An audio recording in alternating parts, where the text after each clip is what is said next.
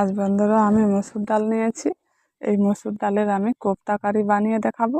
আর মসুর ডালগুলোকে আমি আগে 5 ঘন্টা আগে ভিজিয়ে রেখেছি। ডালটা খুব সুন্দর ফুলে গেছে। এবার এই ডালটাকে আমি এখন বেটে নেব। এখন ডালটাকে ভালো করে ধুয়ে বেটে নিচ্ছি।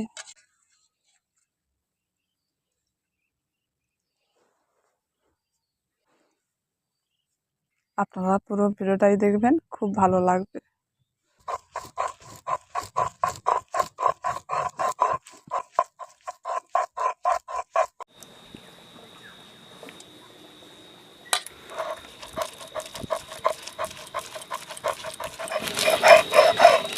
এখন মসুর ডালটা বাটা হয়ে গেছে, তুলে নিচ্ছি।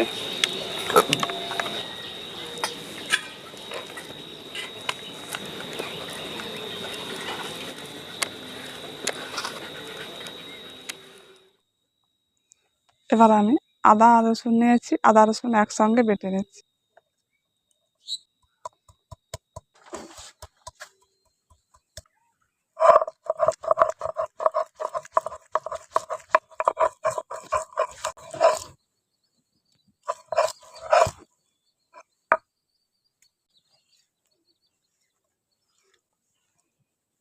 ঝালের জন্য কাঁচা লঙ্কা নিয়েছি, কাঁচা লঙ্কাটা বেটে নিচ্ছি।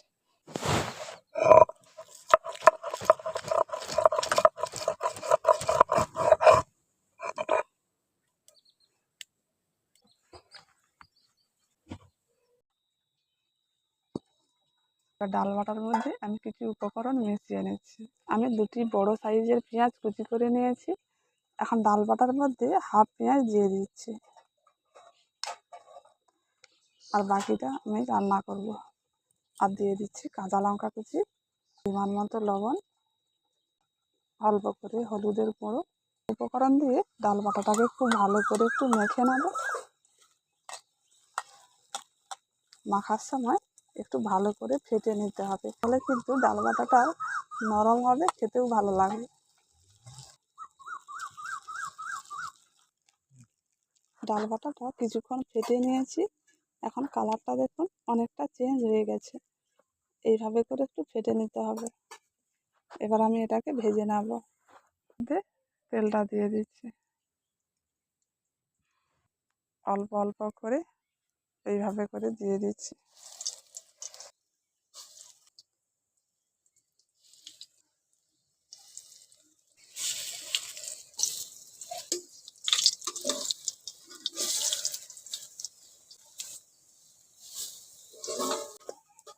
এখন ডাল বাটাটাকে উলট পালট করে একটু লালচে করে ভেজে নিয়েছি।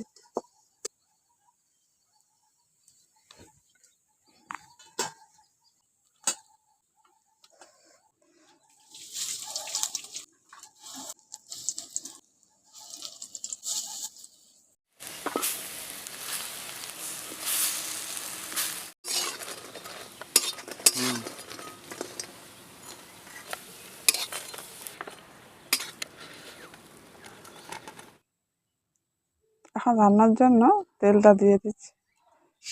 আমি এখন কোপ্তা কারির জন্য আলু নিয়েছি, আলুটাকে ভেজে নিচ্ছি।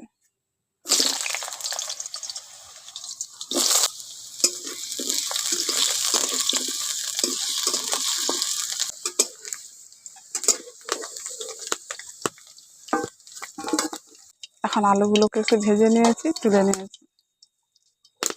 ওই তেলের মধ্যে অল্প করে গোটা জিরে দিয়ে দিচ্ছি। এখন জিরেটা ভাজা হয়ে গেছে, পেঁয়াজ কুচি দিয়ে দিচ্ছি।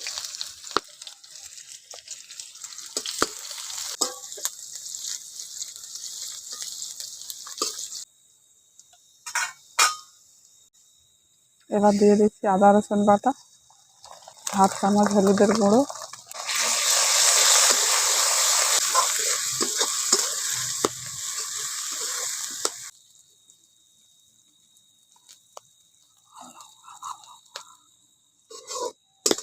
এখন আদা পেঁয়াজ রসুনটাকে একটু ভালো করে ভেজে নিয়েছি। আদা রসুন পেঁয়াজটা একটু ভালো করে ভেজে নিলে যে গন্ধটা থাকে, সেই গন্ধটা কিন্তু থাকে না, তখন কিন্তু তরকারির টেস্টটা কিন্তু ভালো হয়। এবার এর মধ্যে দিয়ে দিচ্ছি টমেটোর বাটা। টমেটোর বাটাটা দিয়ে একটু ভালো করে কষে নেব।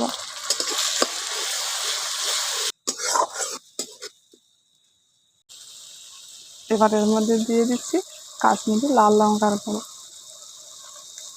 যে কাঁচা লঙ্কাটা বেটে নিয়েছিলাম সেই কাঁচা লঙ্কা বাটাটা দিয়ে দিচ্ছি। কাঁচা লঙ্কা বাটাটা লাস্টে দিলে কিন্তু ভালো, ঝালটা কিন্তু লাগে, আর বেশি আগে দিলে ঝালটা লাগে না, তাই লাস্টে দিলাম।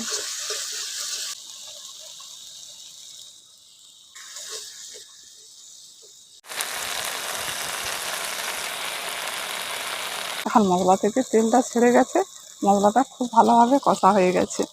এবার ভেজে রাখা আলুটা দিয়ে দিচ্ছি।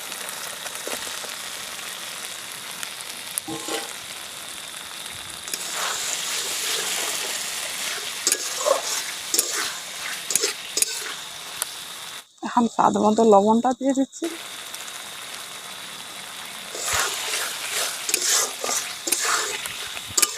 এবার জলটা দিয়ে দিচ্ছি।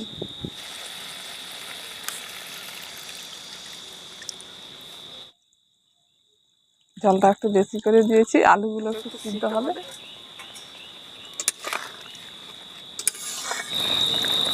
এখন ঝোলটাকে একটু ফুটিয়ে নিয়েছি, এবার ডাল বাটার ভাজাটা দিয়ে দিচ্ছি।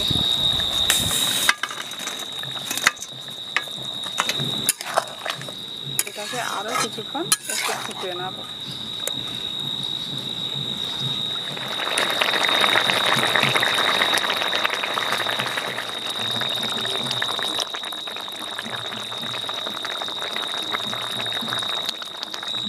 এখন আলুগুলো খুব সুন্দর সিদ্ধ হয়ে গেছে।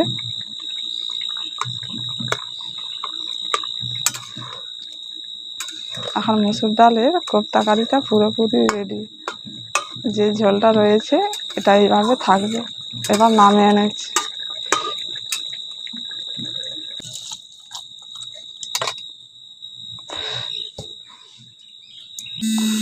মসুর ডালের কোপ্তা কারি এইভাবে বানাবেন, গরম ভাতের সঙ্গে খুব ভালো লাগবে। অবশ্যই একবার বানিয়ে খেয়ে দেখবেন।